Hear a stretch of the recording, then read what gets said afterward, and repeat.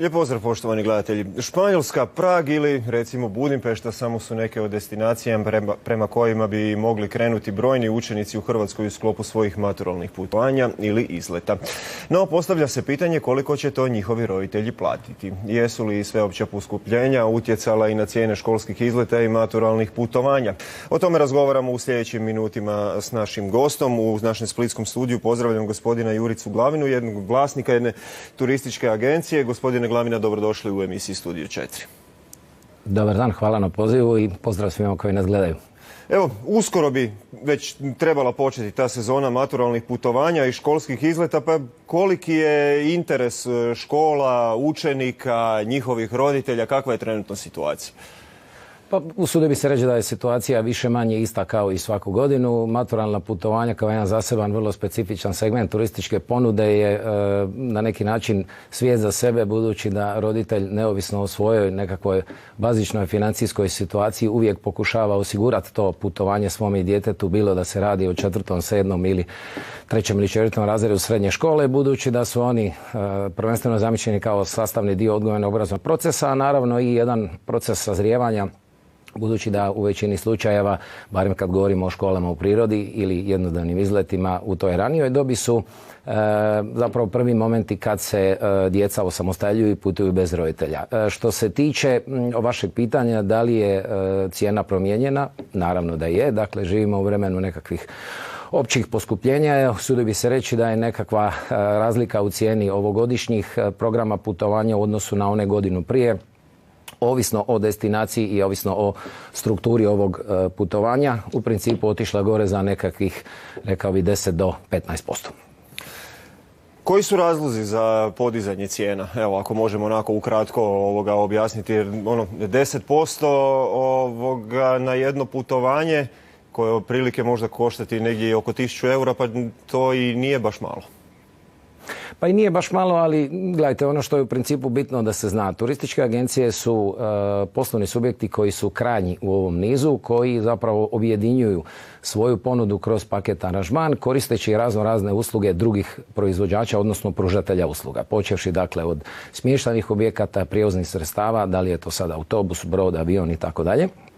Naravno, cijene ulaznica, svega onoga što se na putovanju konzumira i na kraju svoja nekakva provizija. Dakle, to je ono što u konačnici financira naš rad, naše djelatnike i sve ostalo na osnovu čega naše tvrtke posluju. Dakle, da li je to puno ili ne? U suštini tržište će reći, ali je situacija takva da je to ovog trenutka stanje koje je. Ono što u svakom slučaju mi kao turističke agencije možemo napraviti je uspostaviti jedan poprilično transparentan odnos prema našim klijentima, prvenstveno roditeljima koji to plaćaju, naravno i školama koji su naručitelji ove cijele naše usluge. Evo primjerice u našoj turističkoj agenciji napravili smo 2 iznimno dobre digitalne aplikacije, Maturalac.com za višednevna, odnosno Izlet.hr za jednodnevna, gdje smo roditeljima omogućili upravo to, da samostalno kreiraju programe putovanja, bilo da je riječ o višednevnom ili jednodnevnom putovanju, u kojem jednostavno uključivanjem ili isključivanjem određenog tipa dobavljača ili usluge sami na neki način mogu utjecati na to kolika će biti krajnja cijena tog paketa aranžmana ili jednodnevnog izleta. I to mogu koristiti kao nekakvu ideju i podložak s kojim se uključuju u proces zajedničkog dogovaranja sa nastavnicima, odnosno sa školom, gdje u svakom slučaju transparentno, čisto i vrlo jasno mogu upravljati sa svojim budžetom i dati svoj glas u smislu onoga što oni osobno smatraju da je cjenovno prihvatljivo i programski interesantno za njih i njihovu djecu. Dakle, otprilike, pojednostavljeno rečeno, bilo da se radi o maturalcu ili nekakvom jednodnevnom izletu, sami određuju sadržaja, samim time onda i cijenu toga sadržaja. Tako je. Tako je, s tim da kad govorimo o maturalnim putovanjima, budući da uz zakonski okvir koji spada pod segment Zakona o pružanju turizmu, mi imamo i pravilnik po kojem radimo. Dakle, ponude koje izlaze iz ove aplikacije, bilo za roditelje, bilo za nastavnike ili same učenike, su neobvezujuće prirode, što znači da ih se koristi kao ideju s kojim se onda participira na javnom pozivu koji je strogo normiran od strane Ministarstva znanosti i obrazovanja.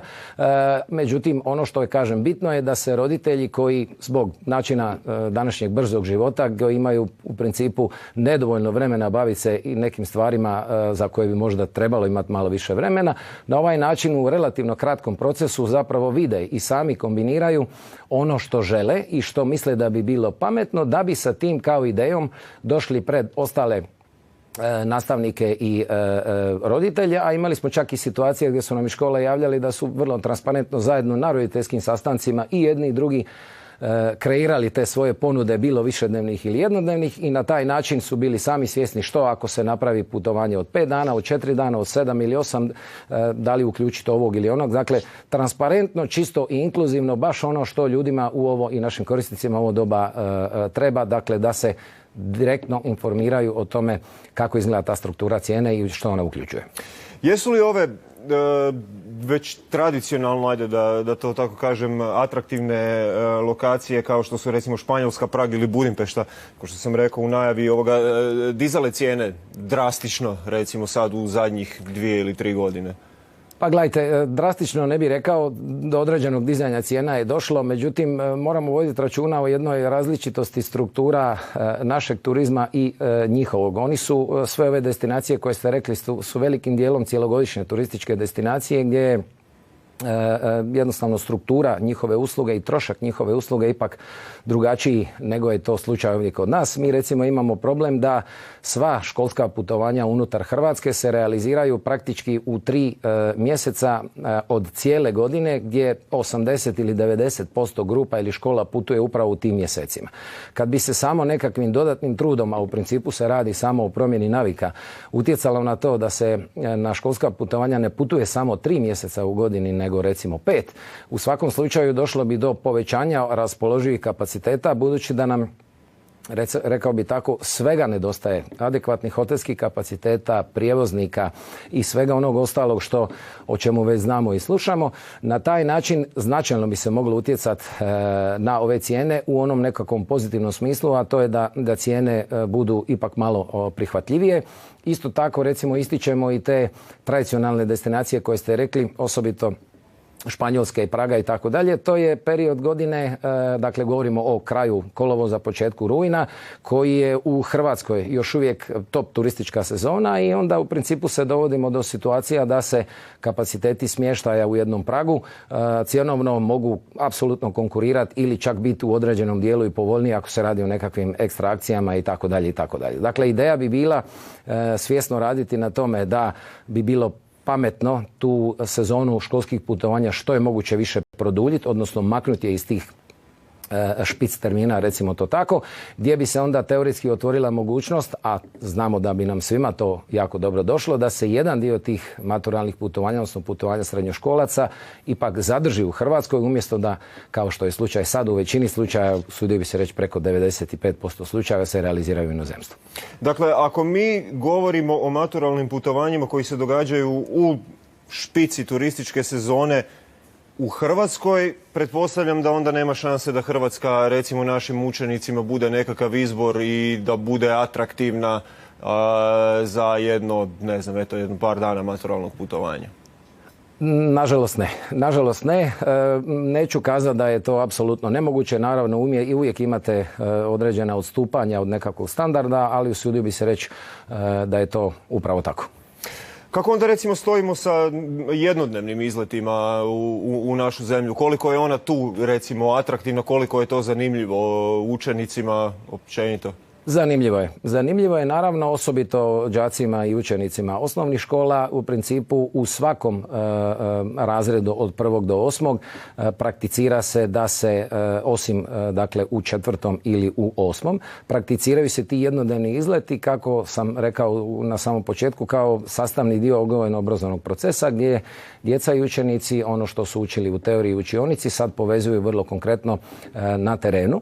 Tako da tih jednodnevnih izleta imamo od vrlo jednostavnih oblika, upoznavanja sa prometom u gradu koji se obično odvija u 1. razredu osnovne škole i onda po nekakvom principu koncentričnih krugova kako djeca odrastaju i kako im se šire ti njihovi horizonti znanja, idu i u nekakve dulje jednodnevne izlete koji u principu ne traju nekoliko sati koliko traju na samom početku, nego traju praktički i cijeli dan, prvenstveno ovisno o tome koja je tematika interesantna i koliko je ta specifična tematika udaljena fizički od njihove škole, što naravno opet u konačnici, ovisno o duljini trajanja, izboru prevoznog sredstva i samog programa koji je izabran, naravno utječe i na konačnu cijenu tog jednodnevnog. Kolika bi otprilike bila cijena takvog jednog prosječnog jednodnevnog izleta?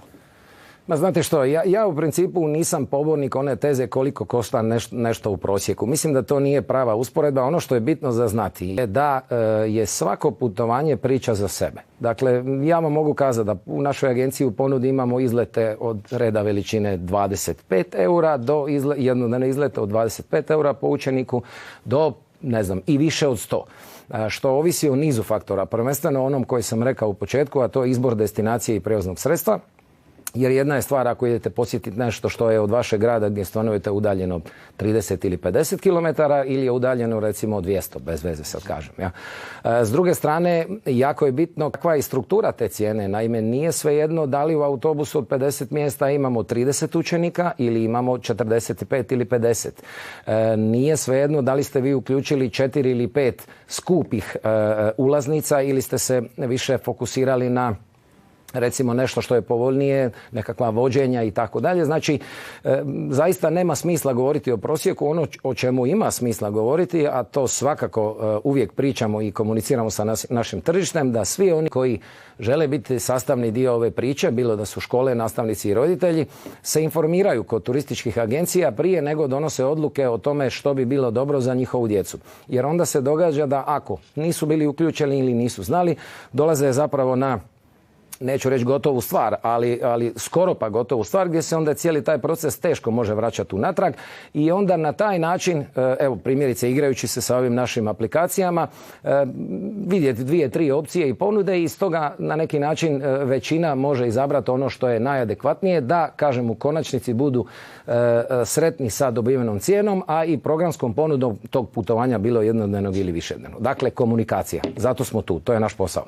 Dakle, ono, što su veće želje, veće su i cijene, onda otprilike možemo to tako reći. Sad, a ono, naravno, pretpostavljam, mislim gotovo sam siguran da ono gdje se ne štedi, to je sigurnost, odnosno sigurnost učenika na tom putovanju. Koliko se naglasak stavlja upravo na to, koliko po tom pitanju surađuju i djeca, roditelji, putničke agencije i same škole, a i prijevoznici? Pa ovako, apsolutno se slažem i ja, a siguran sam i apsolutno sve moje kolege i svi partneri s kojima radimo da je sigurnost na prvom mjestu. Dakle, roditelj vam daje ono što je njemu najvrijednije u njegovom životu, to je njegovo dijete i očekuje od vas adekvatan pristup cijeloj priči i kvalitetno upravljanje svim tim procesima. Naravno, sigurnost je najvažniji element našeg posla i on se mora provoditi na određene protokole i načine kako je to zamišljeno. Dakle, preferiramo raditi isključivo sa dobrim provjerenim prevoznicima, preferiramo osigurati svoje učenike pored zakonskih i nekakvih dodatnim osiguranjima, dodatnim vodičima, pratiteljima, ljudima i tako dalje u okviru raspoložive cijene s kojom na neki način baratamo. Ono što se nekad zna dogoditi, a takvih je nažalost primjera bilo i uvijek ih bude na početku te sezone putovanja, a to je da se nažalost zbog situacije u kojem se nalaze roditelji jako često odlučuju za najjeftinije ponude za razliku od onih koji su skuplje. To nije uvijek pravilo, ali se jako često događa, naravno ima iznimki. Mi u konačnici, ako razgovaramo o cijeni koja je 10, 20 ili 30% niža od tržišne, onda je definitivno riječ o tome da se štedi, uvjetno rečeno, na materijalu. Dakle, ne preferiraju se najbolje ponude, nego one cjenovno nešto prihvatljivije i to onda može, ali naravno i ne mora, rezultirati nekakvim sigurnosnim propustima. Također, ono što je bitno je da cijeli ovaj proces se koordinira dakle, između škola i MUP-a, dakle policije, gdje je, usudio bi se reći, postala već standardna praksa da na polascima školskih grupa imamo policiju koja dolazi i provjerava vozača, odnosno tehničku ispravnost tog autobusa, što je u principu nekad bilo jako čudno i izvanredno, međutim zadnjih nekoliko godina usudio bi se reći da je to postala nekakva standardna praksa. Je li to standard? Da li roditelji mogu biti sigurni da će recimo prije nego što njihova djeca krenu na put jednim autobusom, taj autobus biti pregledan i vozač biti pregledan da eto ne daj Bože ne bi bio na primjer pod utjecajem alkohola? Da, mislim da je to pitanje ipak za neke druge institucije, a ne za nas kao turističke agencije. Gledajte, ajmo biti realni. Vi u periodu visoke sezone imate, lupam, stotine polazaka sa stotina mjesta u Hrvatskoj. Da li je u mogućnosti da se baš apsolutno svaki od njih poprati? Ja to zaista ne znam, ali mogu kazati da zadnjih nekoliko godina to zaista vrlo dobro i kvalitetno funkcionira i kako sam rekao, dapače, toga bi trebalo biti što je moguće više. Imamo li mi recimo standardizirane te nekakve protokole sigurnosti kada govorimo o polascima djece na maturalnom putovanju? Ma da, gledajte, svi prijevoznici koji obavljaju prijevoz djece, bilo linijski, bilo putnički, imaju određene zakonske norme što njihova vozila moraju ispoštovati. I naravno da onog trenutka kad se dolazi u provjeru autobusa, postoji checklista po kojoj se ide stavka po stavka, naravno provjerava se i sam vozač i tako dalje i u konačnici ako autobus nije tehnički ispravan, njega se mora zamijeniti drugim i taj autobus ne može ići na put. Dakle, ako govorimo o toj standardiziranoj provjeri, da, ona postoji kao takva. Sad, da li ona može biti detaljnija ili ne, o tome se da razgovarati, ali u suštini znamo, imali smo slučaje gdje su autobusi zaustavljeni, naravno u puno manjem obimu od ovih drugih gdje je sve bilo u redu i putovanje se najnormalnije izrealiziralo. A recimo, u čijoj nadležnosti pratnja, odnosno na primjer broj profesora ili stručnog osoblja koji će pratiti djecu na putovanjima? To je u domeni zakona. Dakle, turističke agencije dužne su na brojku od 15 do 75 učenika, odnosno putnika u autobusu imati angažiranog turističkog pratitelja, odnosno po novu sad voditelja putovanja. A što se tiče pedagoškog dijela, on je više manje standardiziran određenim pedagoškim zakonskim, podzakonskim aktima i on se otprilike vrti na nekakvih, ako sam u pravu, 15 učenika na jednu odraslu osobu, tako da vi u principu na jednu grupu od 40 klinaca najčešće imate 3 nastavnika u pratnji, u zadnjih nekoliko godina dosta često i asistente, budući da su i oni sastavni dio tog procesa, a tu je onda i od strane turističke agencije, odnosno putničke, ovisno o veličini grupi i broju autobusa, 1, 2 ili više turističkih pratitelja. Uspijevaju li turističke agencije recimo zadovoljiti sve ove kriterije? Govorimo o sigurnosti i tko ih zapravo nadzire i na koji način? Pa kako sam rekao u startu, mi smo, dakle, naše resorno ministarstvo, Državni inspektorat koji nas kontroliraju u dijelu Zakona o pružanju usluga u turizmu. Pored toga, od strane Ministarstva znanosti pod kontrolom je proces izbora putničkih agencija, budući da je on strogo normiran pravilnikom za izbor organizatora putovanja. Ali, gledajte, u suštini ja bi se usudio reći da smo barem oni koji svoj posao žele raditi profesionalno i kvalitetno, sami sebi najveća kontrola. Dakle, živimo u vremenu digitalnog doba i strahovito brze razmjene informacija i situacija u kojima vi jednostavno sebi ne možete dopustiti da radite kardinalne propuste, zapravo ne smijete sebi dopustiti kao ozbiljna tvrtka da radite ikakve propuste. Međutim, oni se nažalost nekad djelovanjem više sile ili nečeg drugog dogode. Sad ono što je bitno je da vi kao organizator putovanja onog trenutka ako se dakle prvo da učinite sve da do njega ne dođe, ali ako je u pitanju bila viša sila ili nešto, onda morate učiniti apsolutno sve da u što je moguće kraće vrijeme riješite taj problem i to putovanje privedete kraju, tako da usudim se reći da oni koji taj svoj posao rade ozbiljno su zapravo sami sebi najveća i najbolja inspekcija. Evo, bližimo se kraju razgovora, pa me čisto pred krajem me zanima, ima li recimo dovoljno radne snage u ovoj branši, bilo što se tiče voditelja putovanja, odnosno turističkih vodiča, bilo prijevoznika? Nema. Evo, bit ću vrlo jasan. Dakle, snalazimo se s onim što imamo, međutim, fali nam radne snage. Dakle, gledajte, mi se kao poslovni segment naslanjamo na usluge hotelijera, pa znamo da od tamo počevši nedostaje kvalitetnih kuhara, konobara, spremačica, domaćica i tako dalje. S druge strane, nažalost, u ona teška vremena korone, jako velik dio naših kolega zamijenio je turističku industriju za nešto drugo, pa smo u određenom vremenu imali strahovito smanjen broj voditelja putovanja koji se, ajde recimo u zadnjih godinu, dvije možda ipak malo konsolidirao, ali smo svjedoci sve većih problema prevozničkih kuća koji imaju autobuse, ali nemaju vozače. Tako da fali nam, da, svega nam tu fali, usudim se reći naravno i u našem najužem djelokrugu i adekvatnih turističkih djelatnika u agencijskom poslovanju.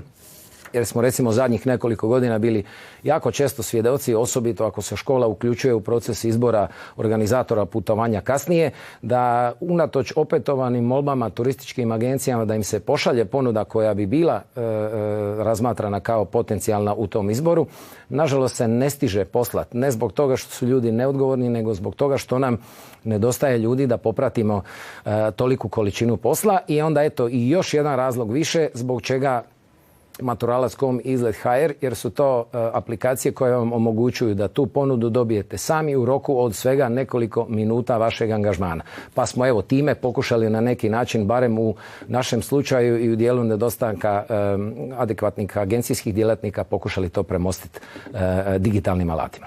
Evo još za kraj, gospodine Glavina, nekako mi se čini da je ono maturalno putovanje slatka briga za učenike, ali da i vi i roditelji i škole imate tu jako puno posla, pa kako otprilike onda tu zadovoljiti i želje učenika i mogućnosti roditelja i škola kad govorimo o putovanjima? A gledajte, teško. Naravno, ako pričamo o usporedbi razmišljanja djece i roditelja, njihova su razmišljanja sasvim oprečna. Klinci bi htjeli da je putovanje što je moguće dulje, da je što je moguće otkačenije, zabavnije, skuplje i tako dalje.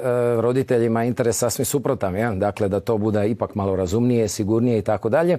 Ali gledajte, naravno, nađe se načina. Mi smo tu partner u tom procesu. Kad kažem mi, mislim na turističke agencije i jednostavno za nas koliko nas je ostalo na tržištu još koji se ovim aktivno bavimo, našli smo načine i komuniciramo sa tim našim tržištem. I naravno, ovaj posao kao i svaki drugi nije lak, nije jednostavan, ali za one koji ga žele raditi nađe se načina i u konačnici to bude i uspješno.